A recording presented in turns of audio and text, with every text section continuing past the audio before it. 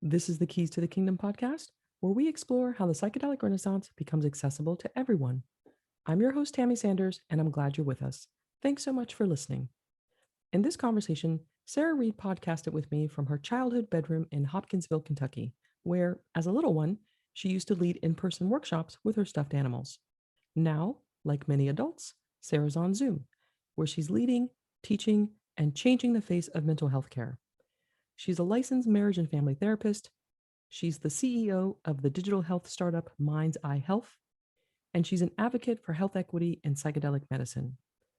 Sara was the first Black therapist to provide MDMA-assisted psychotherapy with the Multidisciplinary Association for Psychedelic Studies, or MAPS, and her collaborative research work on Black women in psychedelic-assisted therapy has been published in the Journal of Psychedelic Studies.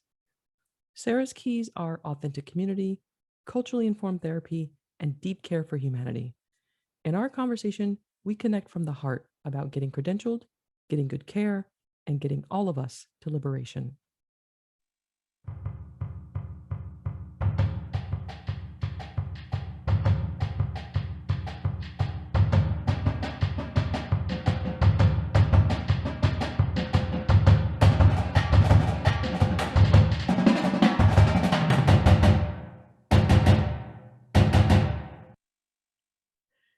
Sara, thanks so much for joining me. I really appreciate having you with me. As you can see, I'm already delighted.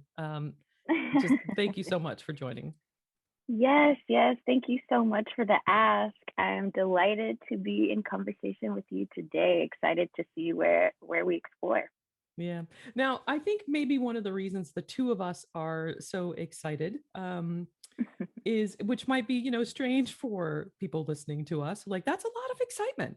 But I think, the reason we might be so excited is because I think that there's, I know at least for me, there's a degree to which I have seen and felt my experience in conversation with you that I just haven't with anyone yet.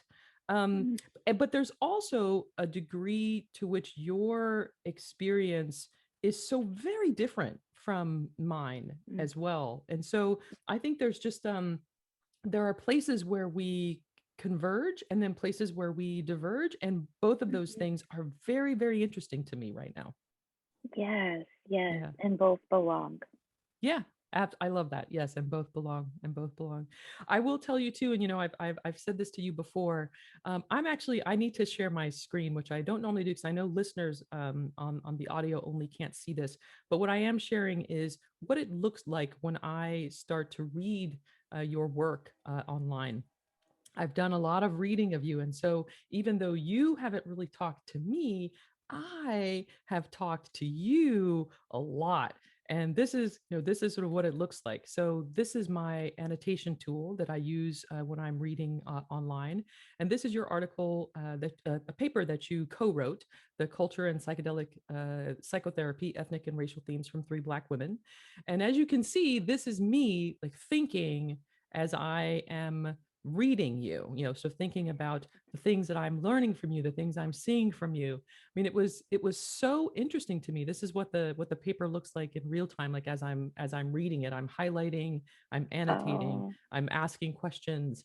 I think that there's a lot of sort of thought-provoking experience that you're having, specifically related to being an African American in mhm. the space of medicinal psychedelics, that I'm just very excited to kind of dig into that and learn more from that. But as you can see, yeah, you haven't been talking to me, but I have been talking to you. So I love it. Yes. yeah. So I think the first thing I'd like to do is, you've mentioned being working across or being in three sectors. That's the other reason why I'm Mm, excited, because you're very busy. And mhm, it's interesting to get I mean, it's not only interesting, it's really good fortune to get a bit of your time. mm. So I'm wondering if you can just kind of situate yourselves for people who might not be familiar with you. Just talk a little bit about what are these three sectors and how are they connected, and how are they connected to psychedelics? Oh, yes. So I'll start with my main sector, which is I am a licensed marriage and family therapist. Mhm. and also CEO of a mental health tech and service company called iHealth Solutions. And to say a little bit about the company, we consider ourselves mental health futurists in exploring this question of how do we reimagine mental health treatment in the digital era? Or how do we reimagine mental health treatment in this unique time and space? And for us, that answer comes twofold, or that exploration of that answer comes twofold. So on one hand, we develop technological solutions that are either supplemental to traditional talk therapy that helps us better to diagnose and treat mental illness through a culturally informed lens. And we also develop technologies that help folks understand more about themselves, their patterns of behavior, and where they can change. And on the other side, or the other end, we have what I'm calling quote alternative treatments, and those are more clinical services, which include more decolonized approaches to mental health treatment. So for us, that looks like group-based models for therapy to make therapy more accessible, to be in therapy in community with other folks that are specific to things like racial trauma, depression, anxiety, etc. But of course, it also includes psychedelic assisted treatments, with ketamine assisted therapy being our first clinical offering. So that's my day job. That's kind of that's my heart and soul, and the place where I feel like I most belong these days. Okay. So wait, And wait, yeah, before you move on from that, I have two thoughts and areas I just quick areas I hope to explore. The yeah. first is I'm hearing this phrase a lot, decolonize, or this word Mm, decolonize, and the phrase decolonize mental health or decolonize healthcare.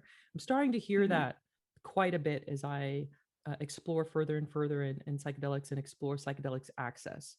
Can you just give us the summary, or this just the gist? What are we talking about when we say decolonize mental health care? Is that some like made up millennial thing that y'all are doing these days, or like what's going on here, right? Because I'm a Gen Xer, man. We didn't talk about decolonizing things. Like, well, what's happening here? yes, yes, I love that so much.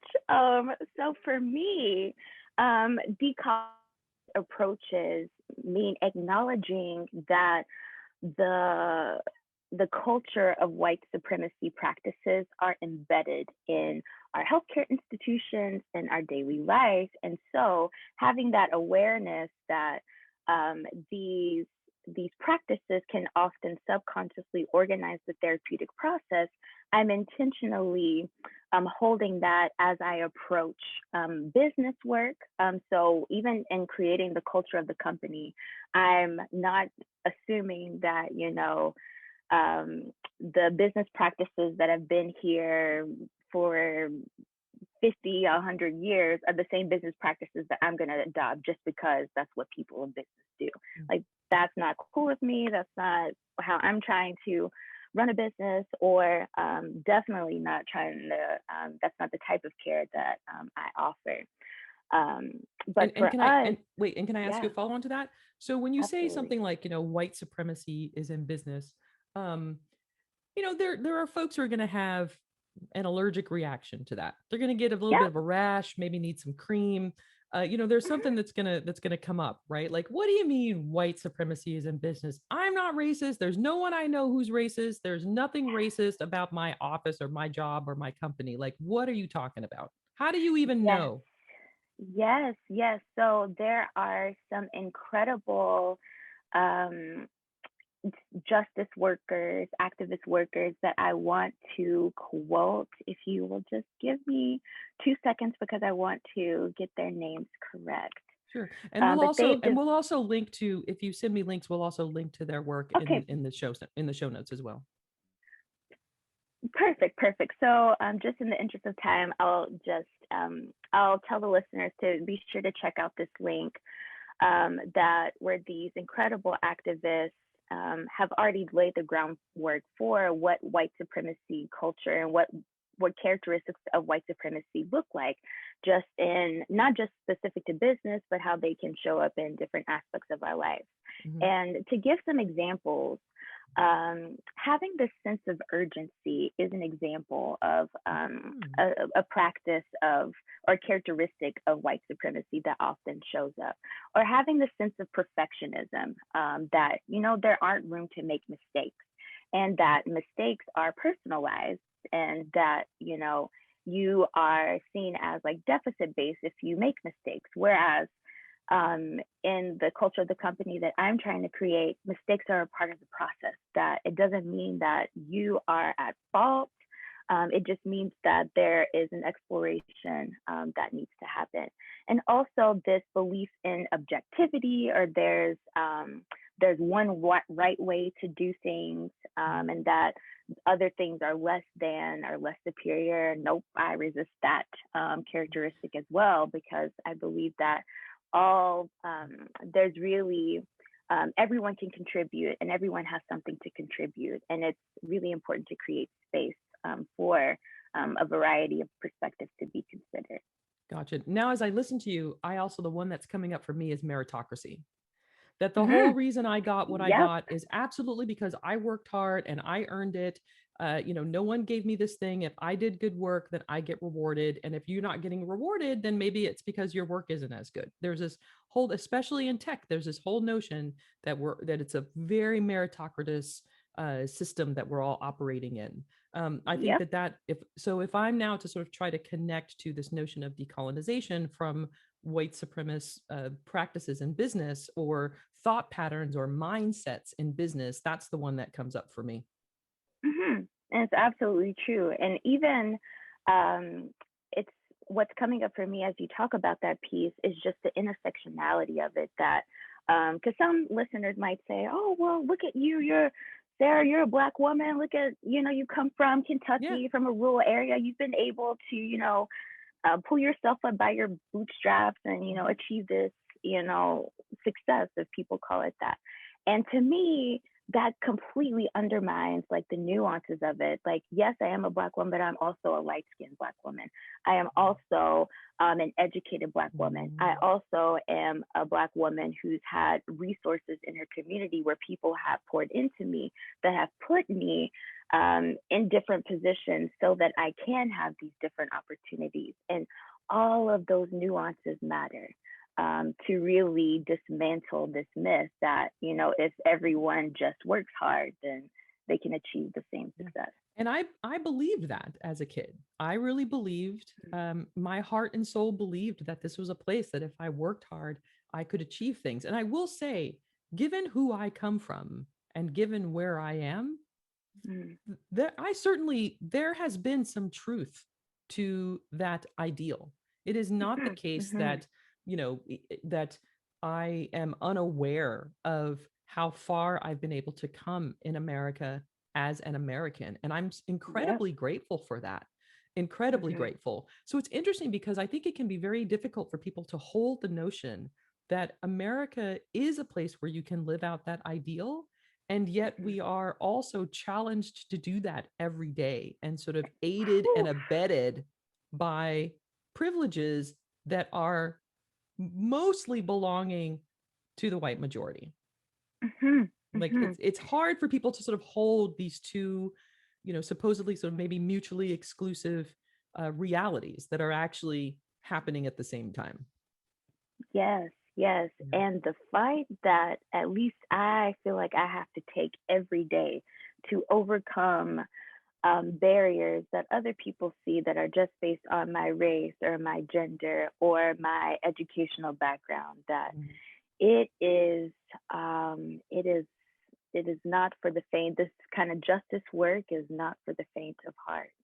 And Um, girl, it, isn't for you. Okay, look, see, this is what I just had a Black woman moment, right? So yes, just had one. But isn't for you yes. also, I find it for me, it's also on both sides, because it's not just sort of the work and the push that I have to do out in the majority, but it's also the work and the push I have to do as a light-skinned Black woman, an educated Black woman, a Black woman who's in California. Like that's how my family explains everything that Mm, they can't understand. Well, she's from California, so like that's whew. right. So, there are ways that I want to be able to connect and support my own family that's also a challenge.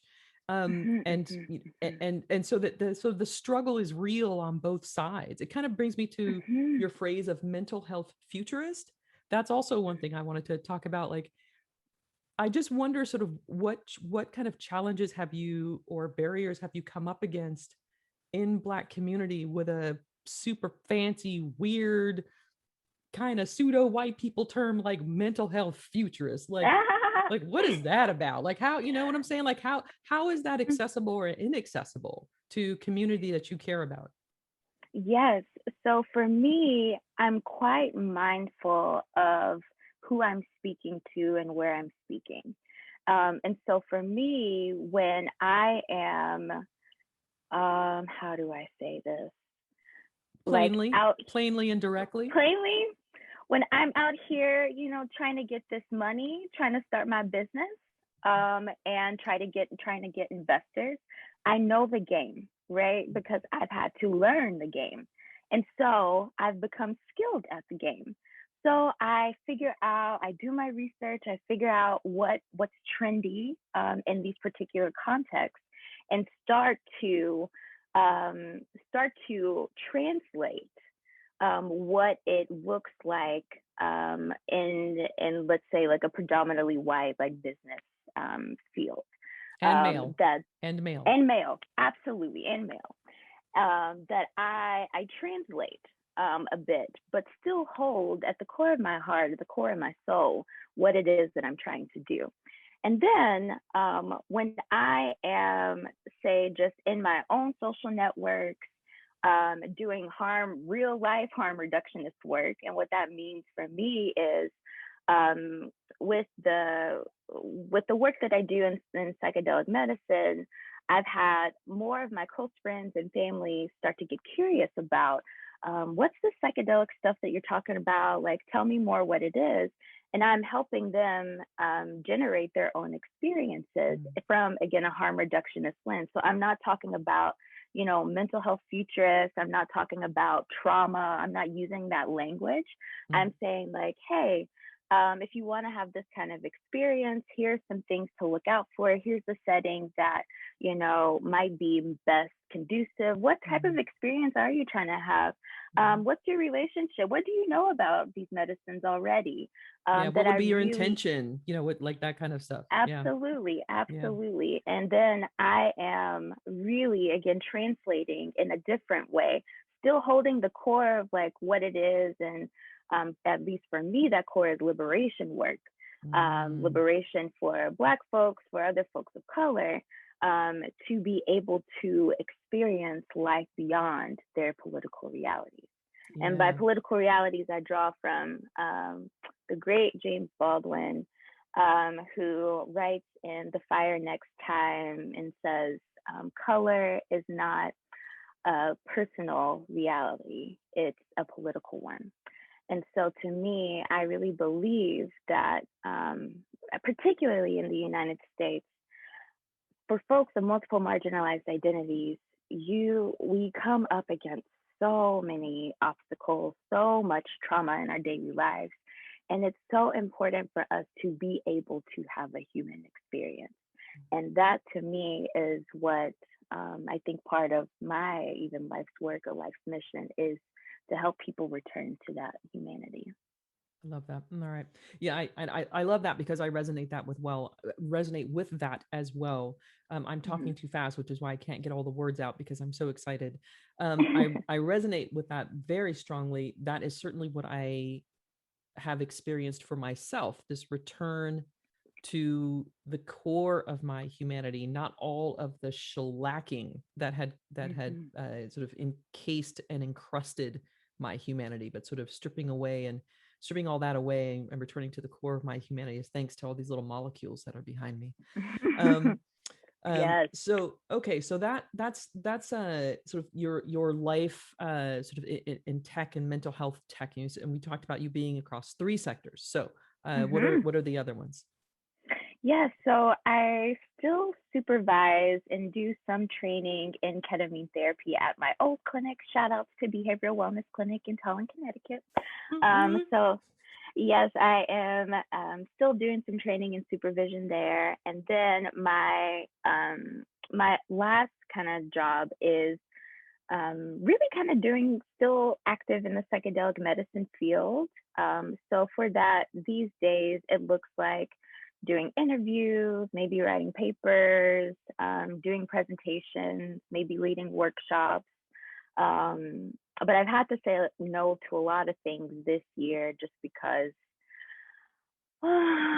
because why, Sarah? Mm.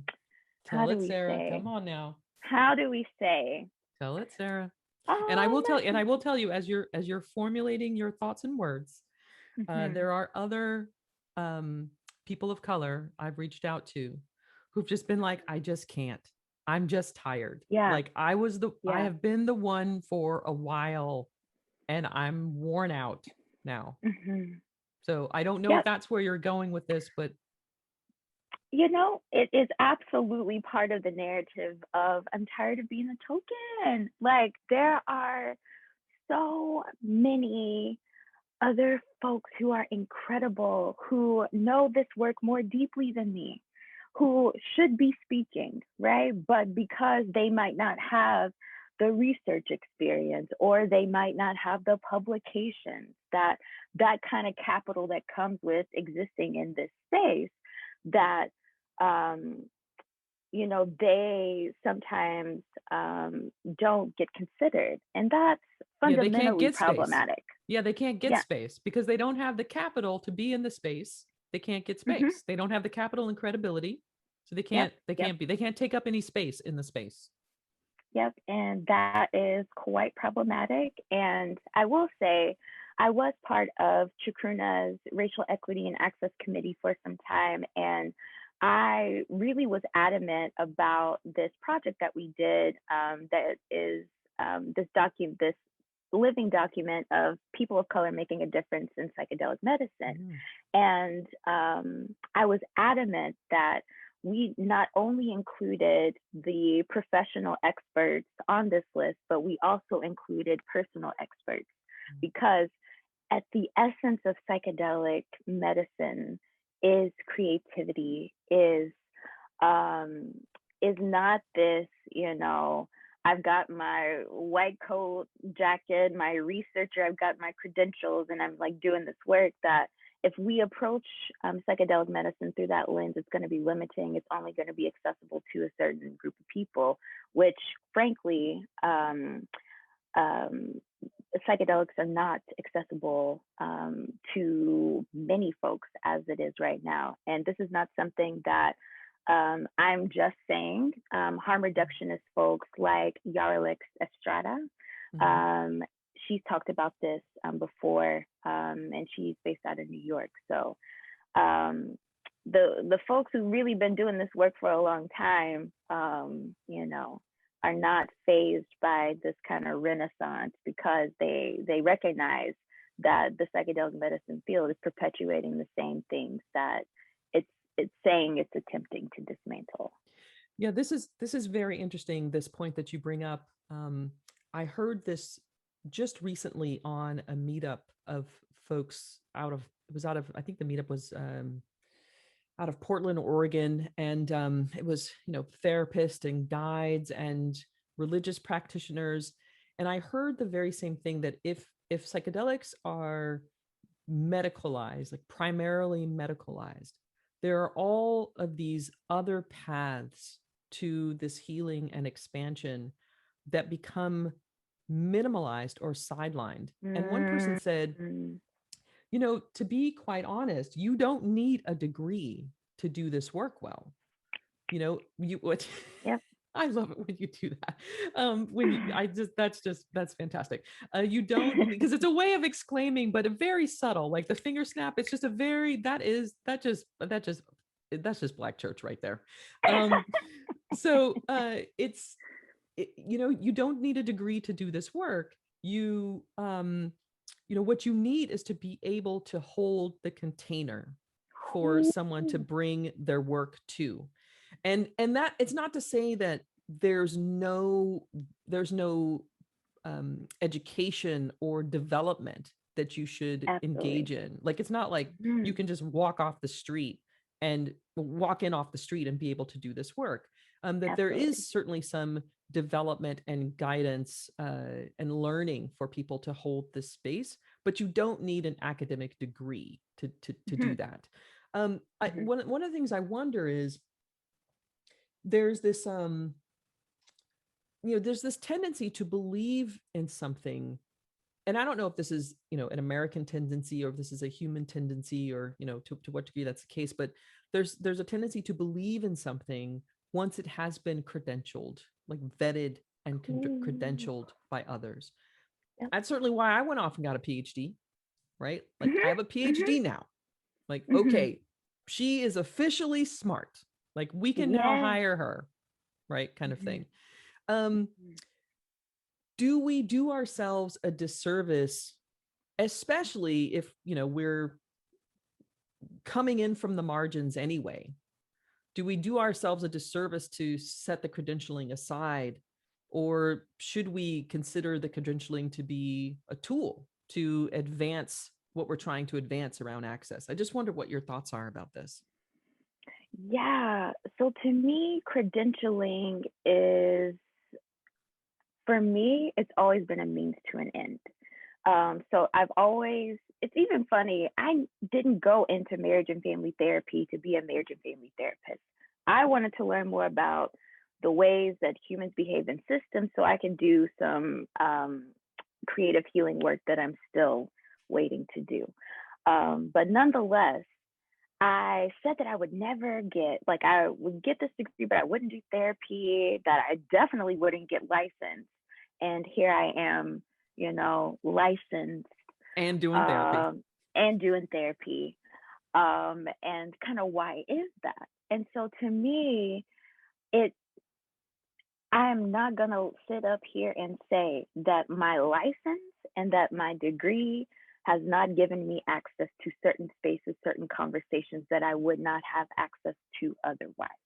That would be a complete lie, because it has given me access. But what I will say is for me, my degree, my license is not, the end all be all. I definitely think there needs to be some kind of metrics established for medicine work, for to help folks understand what it's like to sit with someone, to be in to do sacred work with someone.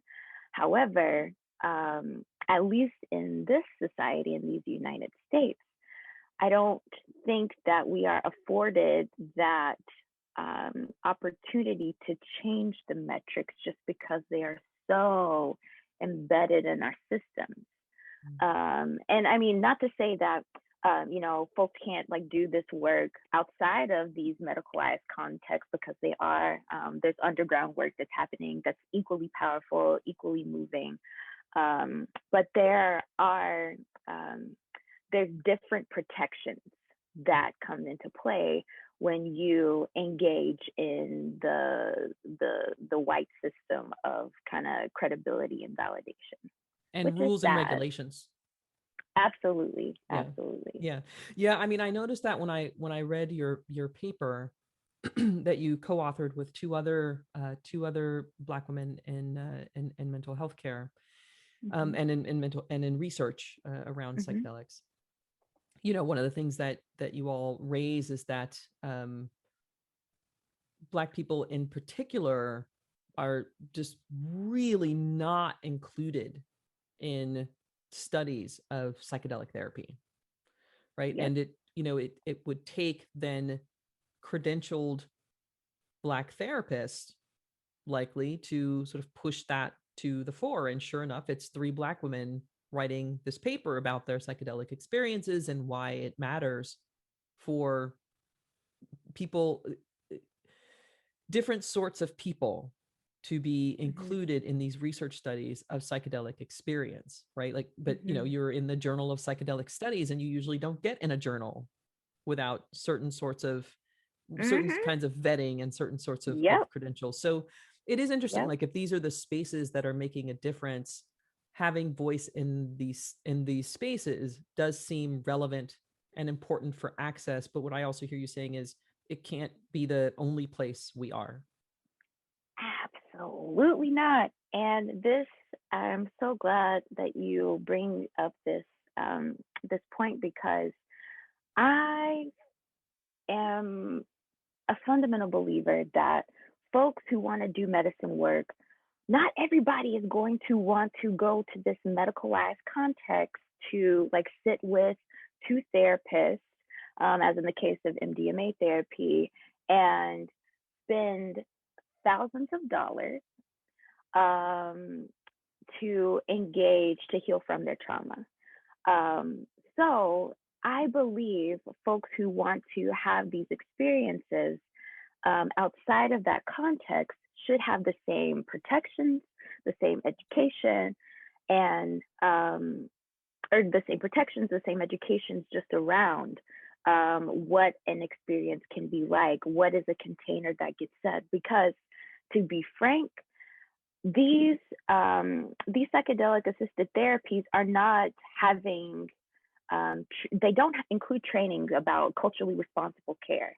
And that's quite alarming because if you're wanting folks of color to be in these incredibly vulnerable states in a dosing session, but you have no idea about how their sociocultural context um, impacts the way that they present with their symptoms, as well as the severity of their symptoms, as well as the integration that happens after the dosing sessions, how can we call that safe?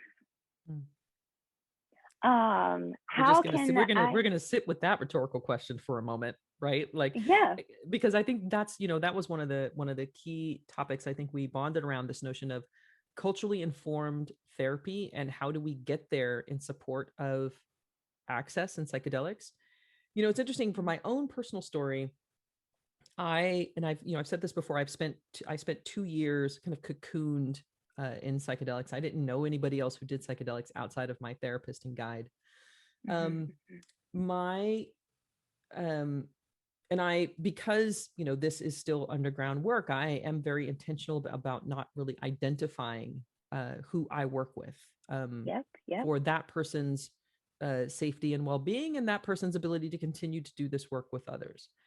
I will Yes. say that that person does not come from beyond living in America. That person doesn't come from a shared cultural context. Mm-hmm. But what that person did bring that I think was incredibly powerful for me was a deep understanding, an intergenerational understanding of suffering, and sort of and a very visceral connection with Mm-hmm. intergenerational suffering, how it is Mm-hmm. passed on and passed on, and it's sort of in the psychic DNA.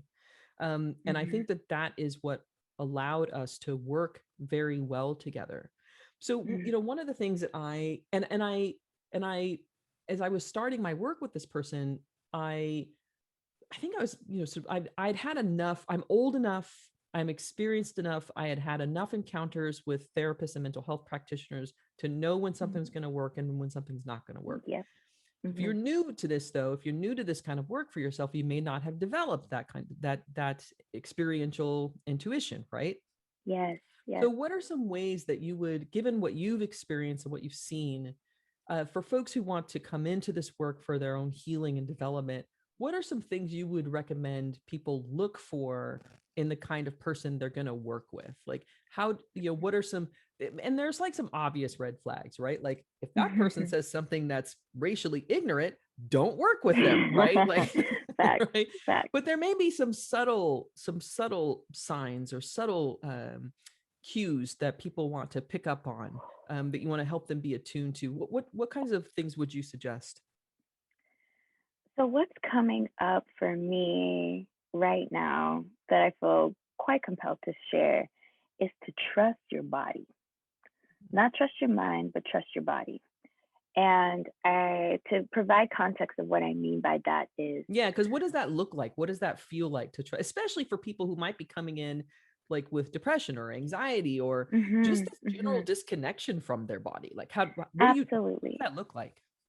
absolutely. So, to me, it looks like, um, even and just drawing from my own experiences of even when I've been like the most depressed, if I come into um, a conversation with someone, or just I'm in space with someone, there's some kind of barometer that says, hey, energetically, that something might be off.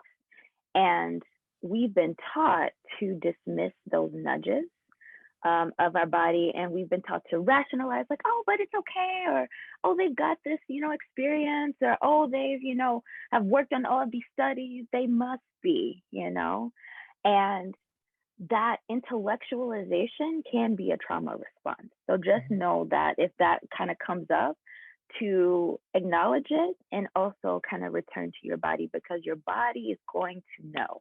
And I know that this might be a bit hard for some folks to digest, but I fundamentally believe that we can utilize our bodies to really gauge when something is safe and when something is not. So that's one thing that I'll say. But maybe something more tangible is if the therapist, and just for context, is this for psychedelic assisted therapy or just for therapy in general? I would say it's for mental well-being in Okay, general. And then okay, if you also okay. have psychedelic specific, because again, the conversation here is about psychedelics access, right? So if we want to Hmm, help hmm, people access psychedelics, if there's something hmm, specific to psychedelics you can speak to, I'm going to jump in just a moment. I don't want to interrupt your flow. Because I love hmm, what you were saying about the body wisdom. I'm going to come back to that in just a minute. But what hmm. if you're thinking psychedelic specific? What else would you suggest? Yeah. So being just aware of not just what the therapists say, but what they don't say. So if you've got a therapist who has not talked to you about your race, or explicitly, or your upbringing, and how that might be impacting your depression or your trauma or anxiety or whatever you're coming in with, that's kind of a red flag. And you can also ask your therapist if they've worked, how many folks of color have they worked with? How many folks of color do they have on their caseload? They can absolutely disclose that information to you. Of course, not identifying the clients that they have, but they can tell you about their experience in working with folks of color. And if you've got a therapist who says, like, oh yeah, I've got like lots of cases who I've worked with, clients of color, um, and then they kind of try to like brush it off. Like, you can be really specific. So like, so what about racial trauma? Have you ever worked with racial trauma before? And you can ask for the client's success story or client's story about their challenges, or their celebratory moments with this client. That it's so important to vet therapists, because the balance, the therapeutic dynamic is imbalanced, because I think, at least in this Western context, we can sometimes believe that, therapists have, all the answers, and they've The got their doctors magic know wand. everything. I mean, we're going back to these credentials. They got all these Yes, credentials. They're supposed to know everything. they must know They everything. They must know must everything. know, Yeah. something that Or I at least, don't but know, in, which is, yeah, yeah, exactly. Like if they don't know everything, they at least know more than I do. So shouldn't yeah, I put my care in, like, shouldn't I trust them? yes. And that is often not the case, especially in my experience. Therapy, in just my own experience of therapists and getting my own therapy, it's taken me a long time to find a good therapeutic fit. And I've had Black therapists, white therapists, other therapists of color. And it's, so I say this to say, vet your therapist, trust yourself. And, if you can't, if, finding that therapeutic fit isn't possible right now, that there are plenty of online resources and group services that can help you kind of get through your hard time. Yeah.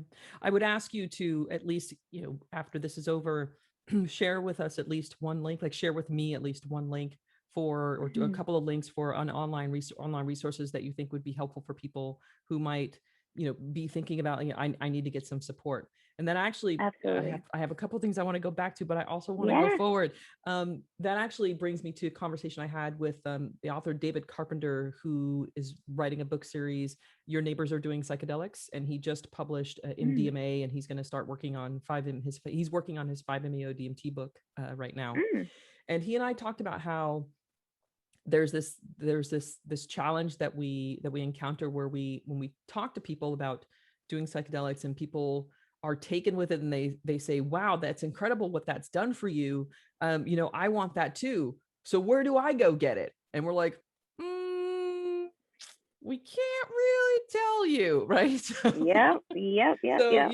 when you and I are talking about, we're going to post resources, etc., what you're not able to post is, and here's a list of therapists where you can go get some psychedelics and they can take you Yeah. through psychedelic assisted therapy, right? So we're still quite challenged in that area. How do you support people? You're talking to people, you're talking about your own story. People are hearing your story. They're asking about Mhm. psychedelics. You're talking to people about psychedelics.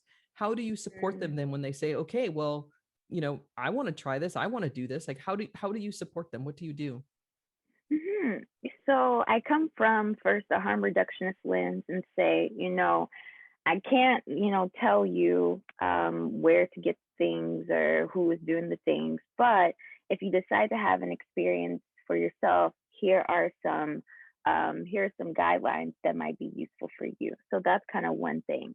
Another thing that I say is ketamine therapy is definitely um, uh, what some folks can consider, quote, a psychedelic that absolutely has powerful, powerful, powerful experiences, or that can generate powerful healing experiences for folks. And I just want to just kind of honor ketamine for a second, because it's sometimes treated like the stepchild to MDMA, like, oh, like let's just use ketamine because it's legal right now, but Yeah, once the let's just good stick it stuff, in there. Yeah, let's just stick it in there. yeah, Like, you can't get MDMA. Well, you can do this substitute thing. exactly, Yeah. exactly. And ketamine is a distinct drug in and of itself.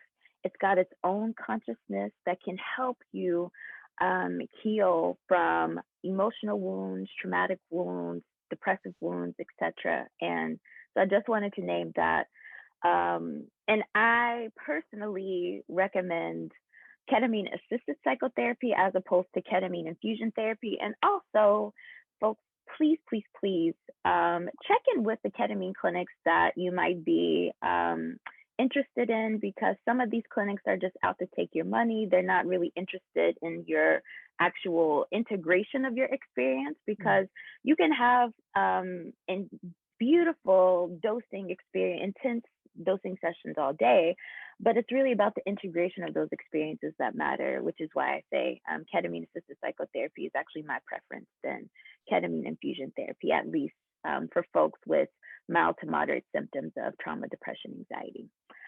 The other thing that I was gonna say, um, oh, is that,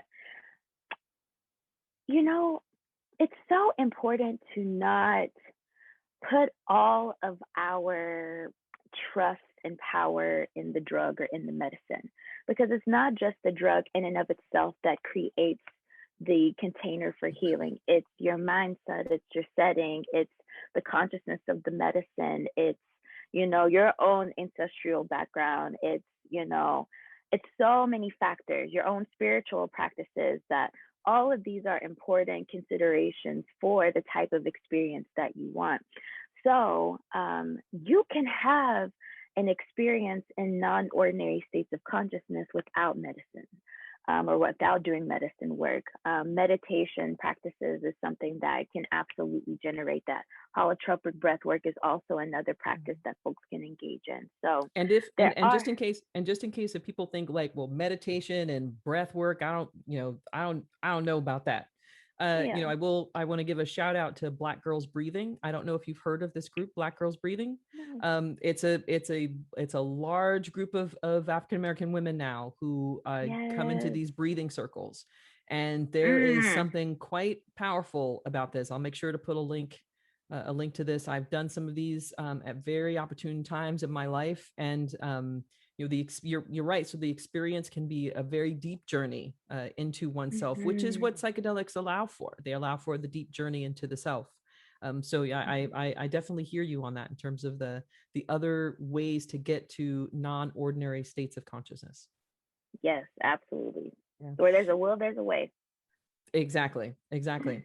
And I one of the things I want to talk about are sort of your, we've talked, I think, sort of from kind of a professional sort of exerting out into the world kind of perspective with you, but I also want to talk about sort of the personal um, Mm. uh, engagement for yourself perspective. So I'm going to ask you about that in just a minute, but I want to come back to something that you said about the wisdom in the body.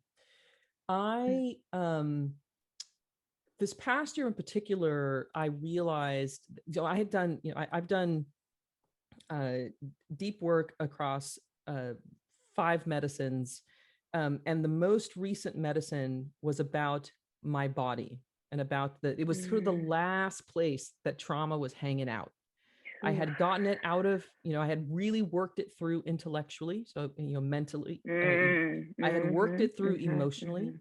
I had Mhm. worked it through spiritually, but I still had these these moments of trauma response in me. Mm. And I realized, I came to some folks thinking about this and speaking about this, learning about the vagus nerve running all the way through the Mhm. body, Mhm. holding all Mhm. that trauma Yeah. encoded inside of us. And I realized the last place it was in my body. And one of the most recent journeys I went on was really about sort of breaking up the trauma that was remaining in my nervous system, and really sort of Yeah. flushing it out of my nervous system. What was interesting about that is, I came to understand these aspects of myself that I call my joy and safety team now. Before I Mm. started doing psychedelics, they were just my safety team. There were these sort of ways of being in me that were encoded into my body, designed to Oof. keep me safe, right? Yes. And so I had this sort of range of trauma responses. They were aggression, withdrawal, or apathy. Yeah. And Yeah. I noticed when I was reading your paper, uh, the paper that you wrote with others, but when Yeah. I Yeah. Yeah. mean your as the collective your, For sure. For um, sure. you talked about having a psychedelic experience where you were understanding that isolation and sort of working it through on your own was like sort of the problematic response encoded in you, if I understood that Mm. correctly. um I'm actually just like, well, I wanted to try and like get to that. I have so many highlights in the paper, I won't find it like as fast as I want to. Yeah. um Is this about the personal, like my personal yeah, experience? exactly, yeah, Uh-huh. this is Uh-huh. Uh-huh. getting to the personal experience, right? Like, I'll sum it up like Mhm. this. And the note that I ended up taking there was, I Mhm. saw this little Instagram type post the other day. It said, don't forget to call your Black friend today and ask him how they're doing so they can lie to you about being fine. Like, I'm sorry, Phew. don't forget to call your strong Black friend today and ask them how they're doing so they can lie to you about being fine. Right? Yep. Like, Yep. that's, Yep. Yep. I see that as sort of one of those encoded responses in us. Yes. Yes. um, Yes. and seems like something you might have encountered in yourself when you were working through when you were doing psychedelics, when working sort of through your own personal stuff. And so I just wanted you to just kind of Mhm. speak to that a little bit. Like, what has the use of psychedelics, so what's that experience been like for you? How did you Mhm. come to that Mhm. Mhm. experience, and then how did you integrate that experience? Mhm. Well, I'll start and say that integration is continuing to unfold for me, and this experience, just for reference, is the experience I talk about publicly, which is the time where I took MDMA in a one-time clinical setting as part of the MAPS therapist training program. And I'm trying to remember, there was something that happened literally this past week that I was like, oh, this is another part of integration from this experience that happened in Mm. 2017. But for for purposes of your question, I'll start with the body and talk And about wait, and, the and wait, body. and before you do that, I just want to make sure this is you. I normally Yeah. cope with the stressors of life in isolation, not confiding in anyone to support me because I don't want to burden others, or I believe I am strong enough to handle it. If you show me the paper, I can confirm, because that I wrote that a little bit ago, and I know it's either me or the other co-author. I just want to confirm. I Okay, just let me can't remember. here, hold on. Let me share screen really quickly. Mm-hmm. Okay, so this is the section here. Oh, yeah, that's me. That's I knew me. that All was you. right. Yeah, Yep, because that's I'd me. seen this elsewhere. I had seen this elsewhere. Yeah. Whew, I'm like, I was that personal. I was this open in this paper. Sometimes I forget. Oh yeah, Yes, you I put it know. all out there. I really did. So, okay, Yeah. I normally cope with the stresses of life in isolation. Whew, not confiding in anyone to support me because I don't want to burden others. I believe I'm strong enough to handle it. Absolutely. And and Um, and the other one, I didn't even highlight this one, but this one right here, moments of connection were replaced by rage. oof, yeah, yeah, because this was such a moment that I had with a therapist that um, around like the importance of culturally responsible care that I feel like I was asking for help and they were not able to help me. Mm-hmm. And so I was trying to connect with them, but then I started getting angry because I'm like, well, because I had said something like I'm trying to, like, I want to be understood, but I feel like you all aren't understanding me.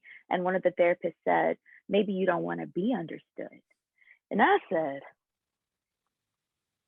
you know, that cuts deep, right? Because as a Black woman in America, there is nothing more that I want than to be Desperate, understood.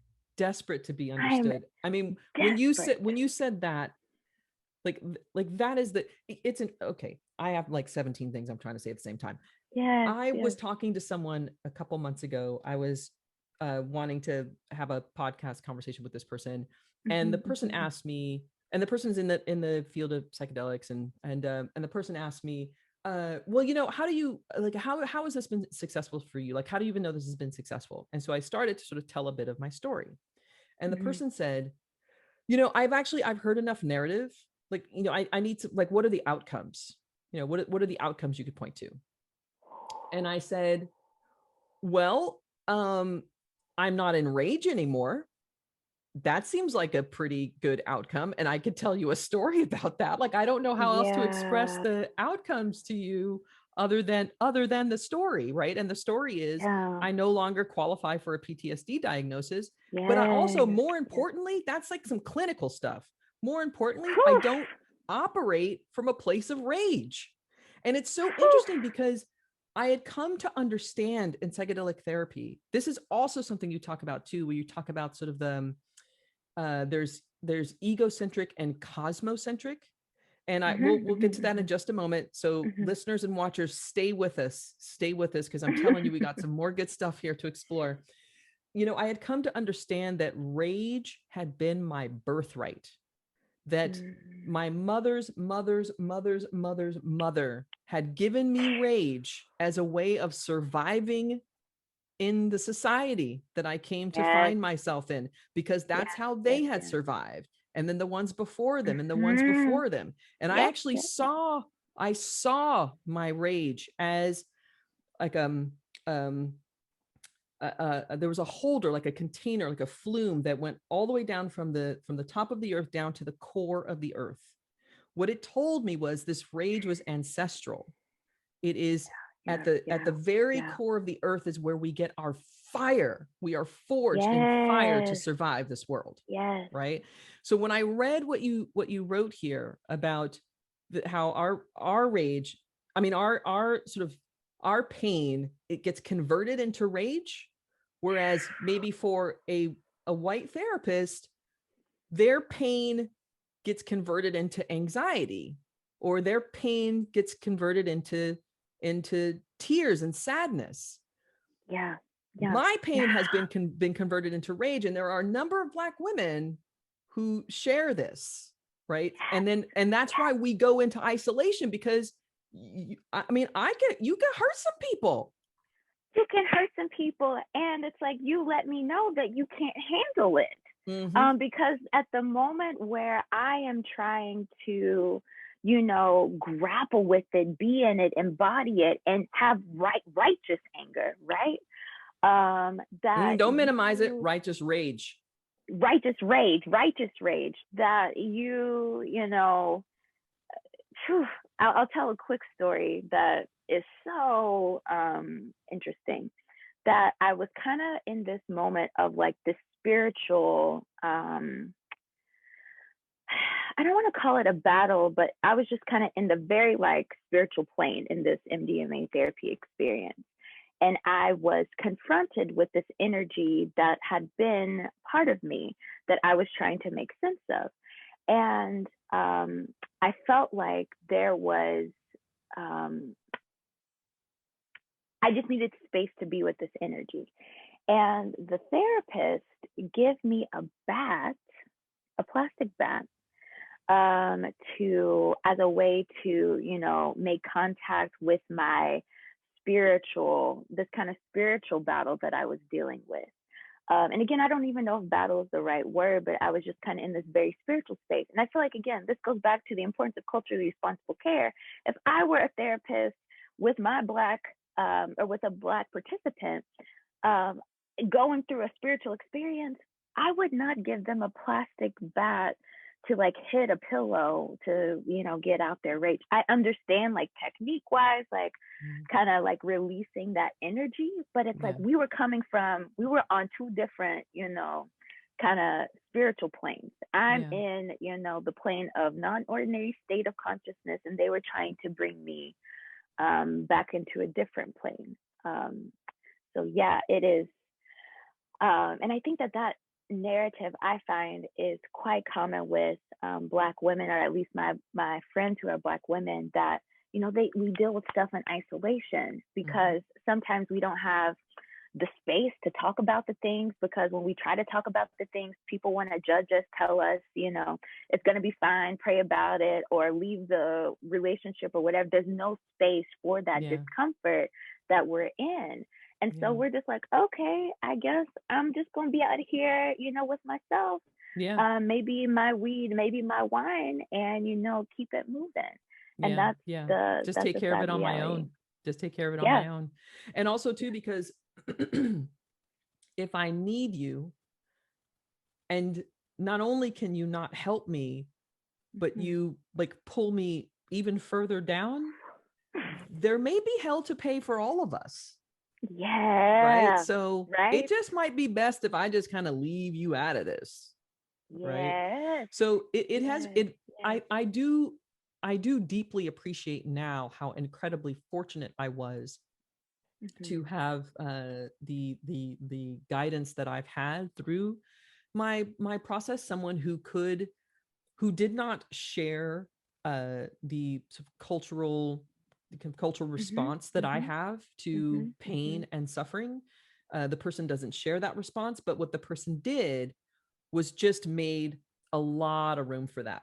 So I remember I did my first psilocybin experience. That one was for my I call her Amazonia. She is my inner teenager. She's the one who probably saved our life. Cause like at 16, she was like, she kicked in. She was like, that's it. Like we're not putting up with any more of the nonsense we have had to put up with from all of the adults who are incompetent in our lives. Like we're not doing that anymore.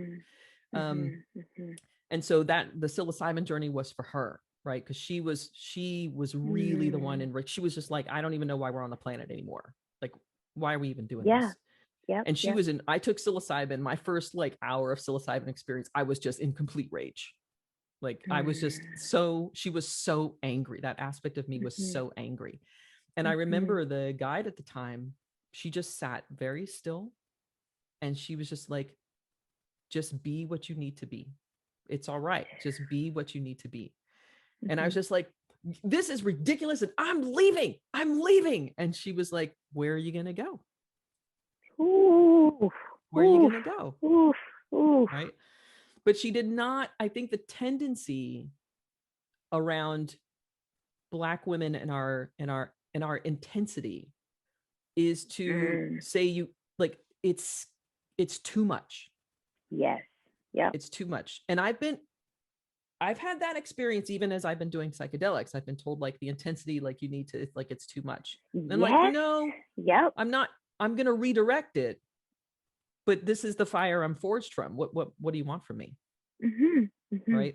So I could Yep. see that for you as well. And it's interesting because I think that you are, if I were to guess, I would say, you are, you're educated and you're cultured, and I would say you're conditioned to, um, you know, be, what's the word I'm looking for? You don't scare the white people, Sarah. Absolutely. I've been trained well to Yes, not scare them. yes, Mm-hmm. yes. You don't, Absolutely. yeah, you don't scare people. Mm-hmm. And I Mm-hmm. just wonder, like, what is that like to carry around for you? And then, try to do the work that you're doing. What's it like for me to not scare the white people? No, no, not necessarily. Although maybe, but essentially, what's it like to acculturate as you also are, Yeah. working for access and working to sort of open the space? Yeah. So I feel like I am on my own journey of undoing the conditioning that has been, placed upon me, projected upon me from, a girl from the countryside who grew up in Kentucky, that there's so many layers of this conditioning of like how to be polite and, don't ruffle the feathers of too many folks. But I feel like I'm in a space now where I'm less afraid to kind of ruffle the feathers because I'm not just surviving. My livelihood isn't dependent, like I'm not living paycheck to paycheck. That I have a little bit more privilege to be able to, and like with a less risk, to be able to say certain things and not have, direct consequences affect me, like basic needs being met. So I will say being able to have my own company and really I was talking to an Afro-Indigenous woman, shout out to Sutton King from Journey Collab. Um, I was talking Who to, is upcoming on the podcast. We will be having a yeah, conversation with her. Very yes, exciting. Yep. Yeah. yes. Sutton's amazing. And we were just in conversation last week just around a conversation that she had with another Indigenous woman about how we sometimes get in the entrepreneurial space because of a trauma response, because we can no longer exist in, like, it's too harmful to exist in these predominantly white conditioned spaces that we are forced to create our own, to do our own um, You because can't of the keep harm, having because of the you pain. can't keep having your livelihood attached to people who don't understand you and can't make Yeah, space for you as a result. They may not be bad people, but they're just ill-equipped to make any room for you. exactly, Yeah. exactly. And so I feel like since I've been in this space, I've been able to even like remove a lot of the labels that have even been projected onto me, even in the psychedelic medicine field, that like I would always or often come from, being like a MAPS trained therapist. And as a MAPS trained therapist, certain things that I can talk about, certain things that I can't talk about. So Mhm. being able to liberate myself from kind of all of those pieces, I think is part of my journey, and it's part of me like grounding myself in creativity and like really honoring um, what it is that I have to share. Yeah. It sounds to me like you are also, and I think this brings us to another topic, sort of also shifting in or have shifted yourself into different kind of community. Mm-hmm, And I mm-hmm. remember when we first connected, it was early in my professional exploration of psychedelics. And I remember saying to you, I didn't come to this work in community. And also, I have found Mhm. community for myself to be quite challenging. There's always something about me that doesn't fit in some community or another. Mhm. Um, as a married gay woman, maybe I'm a little too conservative. As a gay woman who's Black, that's been a weird thing. There's always like something, that has made community just a little bit challenging. And what I understood from you is that sort of community to some degree has been sort of central and essential to kind of to your come up, right? To your sort of Mhm. fashioning of yourself and the evolution of your path. So I'm really just curious Mhm. about that. I would love to hear more about um, why why and how of community for you. So what is it? Why does it matter for access, and how do we build it? Yeah, so for me, community is about a returning home in a literal and figurative sense. Because when I think about my childhood, I think about, how I grew up in community, that a large part of my childhood was spent with my grandparents, sometimes on the farm, with cousins, just running around. And so to me, a return to community is a return home for me. And it's the way that I know how to survive, Mm. and to be well. And that is the importance of community, and authentic community is something that I'm trying to um, model um, and recreate in the business world with the company Mind's iHealth. How do you Because know? Wait, how do you know, Sarah? How do yeah, you know when you're in community versus when you're in authentic community? How do you know? um, I can tell by the conversations that we have. So usually, when I'm like in community in the north, for example, it's usually more of like I scratch your back, you scratch mine. It's more transactional versus being in authentic community with folks is that these are folks who you can have like raw conversations with that, you can name pain points that, hey, this hurt me. And the person doesn't, personalize it and makes it about them, but they're actually like, oh my gosh, you're absolutely right. I'm so sorry. Like, how can we, move forward with this? It's taking accountability for yourself, for the sustainability. It's not just thinking about yourself, it's thinking about you know, the total community and how you can build and create something that's larger than what you could do in isolation. So that's the nuanced difference for me. And how we do that in the company is, again, we're still figuring out exactly what it looks like, but we know we want to do focus groups. We know we want to have the group-based models of therapy, and that's something that I'm really appreciative in working with Journey CoLab on their synthetic plant medicine research work, is that they're approaching plant medicine work in group-based therapy models. So to me, it only makes sense to heal in community. That, I feel like this, even the way that we understand therapy now in this like one-on-one Yeah. is Yeah, because kind of all that created. like so much therapy is one to one. Like you working out your issues with your therapist, and now I hear you saying it only makes sense to you now to work in community. Like that's a pretty it seems like a pretty significant shift. Yeah, and not to say that we are not going to offer individual therapeutic Mhm. services, because some people don't have some people need that one-on-one time because of the level of harm Mhm. and invalidation that they've experienced in their life.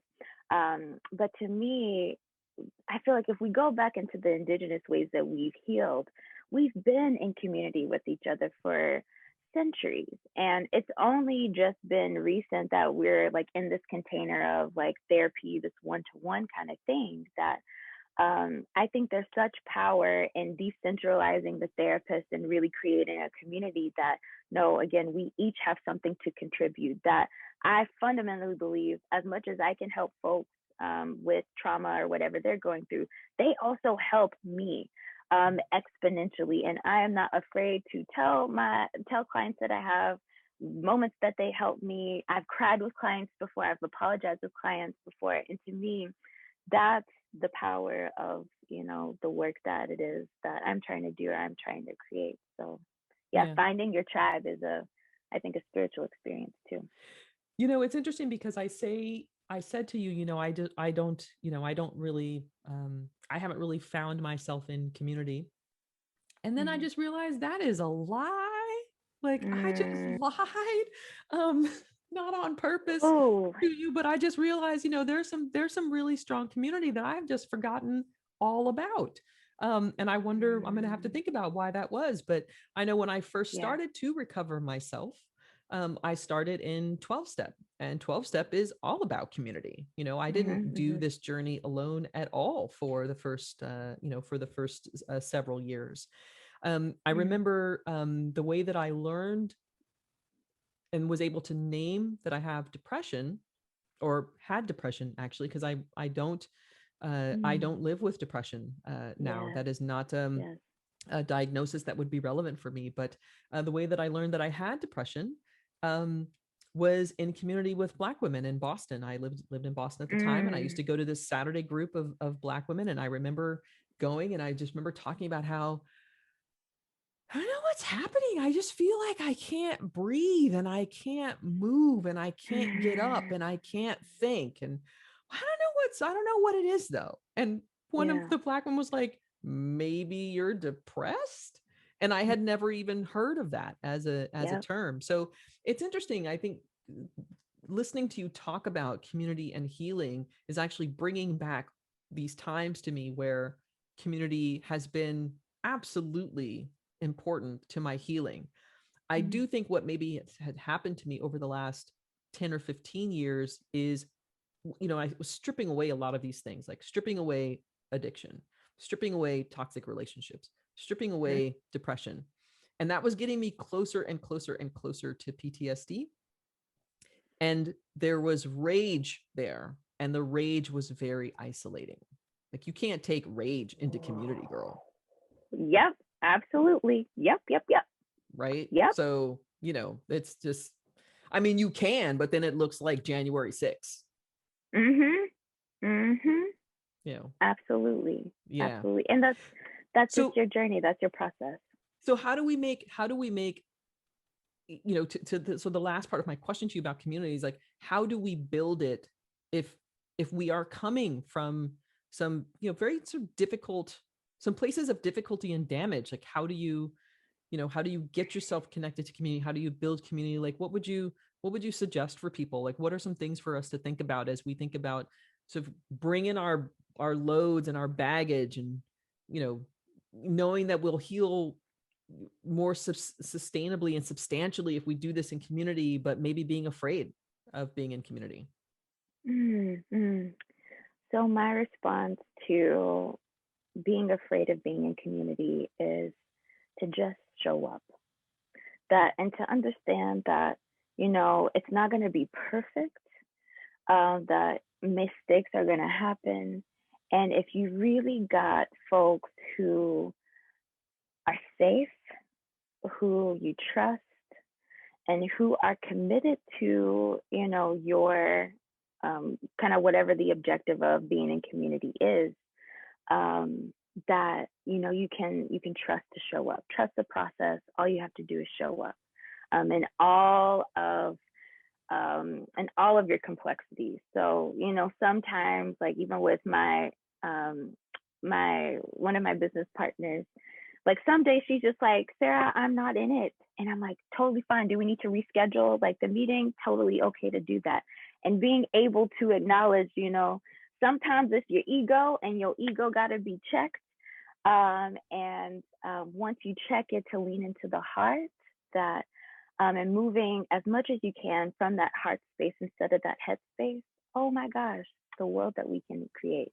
But also acknowledging that um, that it has to be safe to really be vulnerable and to be in community. And I think that there are sometimes for some folks who want community and desire community, and it's just not safe for them to be in community, or they don't have access to communities because of their geography, or because they don't have, money to pay for a group therapy, that that it could seem inaccessible. But that's kind of the beauty, or I think um, one of the byproducts from this COVID era is that there's been a surge of online things that folks can get involved with. And I know from me just being in a rural area that access to, quality kind of group-based things or therapy things is not the most accessible based on my geography. But the internet, is here. And of course, broadband issues can be a thing, but outside of that, being able to find your tribe in this century is something that I think is remarkable that we haven't seen before. Yeah, it's certainly been expanded quite a bit. And I would also say too that, community doesn't have to be a big group of people. Like, I Oh think my God. when I hear the word community, I think just this large group of people. But if you and two other folks, like, you can start there. Like, a pod is a community, Yes. right? So did you have some thoughts about that? Absolutely. And to me, I feel like I exist in different kinds of communities. So it's like I've got a community where of like change makers, where we're like actively trying to push narratives in our different sectors of our professional lives. So we kind of come together, strategize of how we're trying to create a different world. Then I've got, community of my girls who, we just trying to have a good time, let our hair down, get a good bottle of bourbon, and That's a just Kentucky reminisce. girl. That's a Kentucky Okay, girl right there. okay. So it's like there are different and sometimes the communities can cross, but they don't necessarily have to. That there isn't this kind of cookie cutter form of community where everything has to be perfect and everybody has to be, friends or on the same accord. It's like you can exist in different community, or in community in different conglomerates of community. Yeah. Yeah. That it sounds like just that if one feels oneself pulled to isolation, resist, right? And I know Yeah. that might take all the energy that you have. But the healing, the help is not in isolation. The healing and the help is with others. Mm-hmm. And you're Yeah. not alone. You might think that you're alone because you haven't heard another story, but you are not alone. There is someone who is looking for you, who is waiting for you, for your gifts to be expressed, to be explored. And um, and you will come. Like sometimes you got to be in that isolation to find yourself again, but you can come out. You can come out, and there are people that can help you come out of it. Yeah. Sara, it has been a pleasure. I have many more things that I would really love to talk to you about. Yeah. But I realize we are going to have to we're gonna have to pause here. I Mm-hmm. hope soon there is a next time, because I do want to pick up this conversation around, and I think we've been talking about this a little bit, sort of the egocentric individual versus the cosmocentric we and us, and deeper and broader Mm-hmm. connection. Mm-hmm. I want to talk more about sort of perception and bias against in mental health from our own communities. There's more to discuss, more to explore, but I think you've given us some good stuff to wrap our hearts around for now. So Mm. we are going to say thank you. Yes. We really appreciate being with you. And if you have actually a final word that you'd like to leave us with, we'd like to give you that final word. Mm-hmm. Well, first, let me say it's been an honor to be in conversation. I don't think I've ever been this vulnerable, this open in an interview before. So thank you for Well, maybe drawing it's because out it wasn't an interview, right? Like, facts. Absolutely, okay. absolutely. So deep gratitude for the territory that we were able to explore today. My soul appreciates it. Last thoughts. I was supposed to be good and think about them. When you first told me about We them, did and have I some felt like preparatory instruction. We did. I had something. Um, let's see.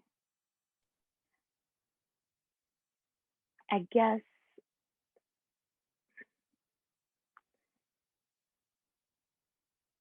what's coming up is two things. One is choose love. The second is I love people who use drugs. That's it. Sara, until next time. Yes, until next time, peace and love. Thank you.